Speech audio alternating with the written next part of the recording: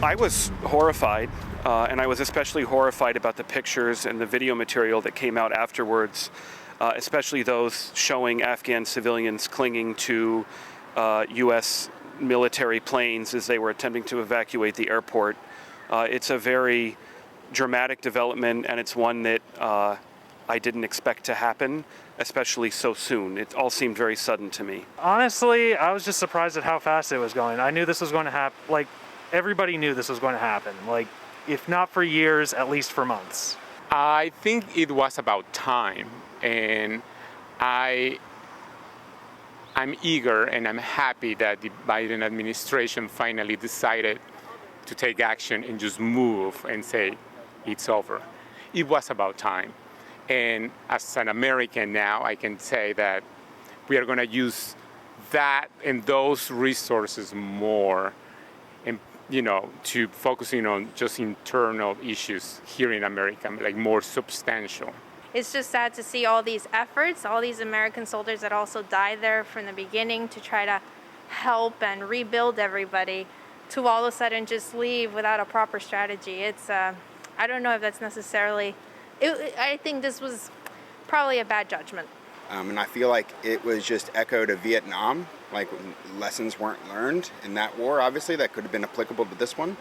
And I feel like every U.S. general only wanted to bully the country over. Like their plans, were formulated on kind of let's just over-occupy the country. There was no real strategy, president to president, to actually provide secure infrastructure. From a domestic political front, that I fear that the entire blame for this 20-year war will be cast upon him.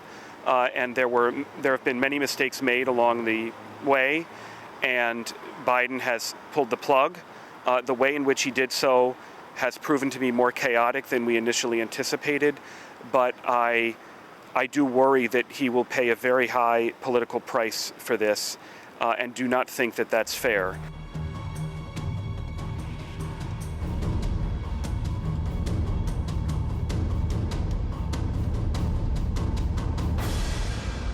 We need to get the refugees out. We need to get the translators out. We need to get them here. Like, we've done this before, and everyone's saying, "Oh, this is like the fall of Saigon," and there's always the the helicopter pictures over the embassies and everyone's. But the one thing we did do right in Saigon is we got everybody that we could out into Guam, and then we processed them there. We need to do something similar for Afghanistan. Yeah, I think I'm more concerned about the women and the children who are going to be obviously ruled under old Taliban law that was kind of enforced before. Sharia law was not kind to them. But, there is a side of me that's happy there is stability finally in that country that has just been so torn apart. It didn't take a situation like Syria, you know what I mean? It didn't take that kind of turn, that nasty turn. Hearing about the Taliban coming into place behind our troops who have left, that's been a concern. Socially, I understand that it's their country, and the people in that country need to make a decision for themselves as to how they're going to be ruled and governed. I believe the withdrawal decision is correct, but I don't think that we can equate that with pulling the plug on the country completely. I think that we need to keep skin in the game on a humanitarian level, on an NGO level, working with organizations on the ground, if possible, to try to continue to effect change there and to prevent backtracking completely. Well, they will have to fix their own problems or issues there, right? So it's like a free country, right? So they will need to deal with that. And we were there for many years, and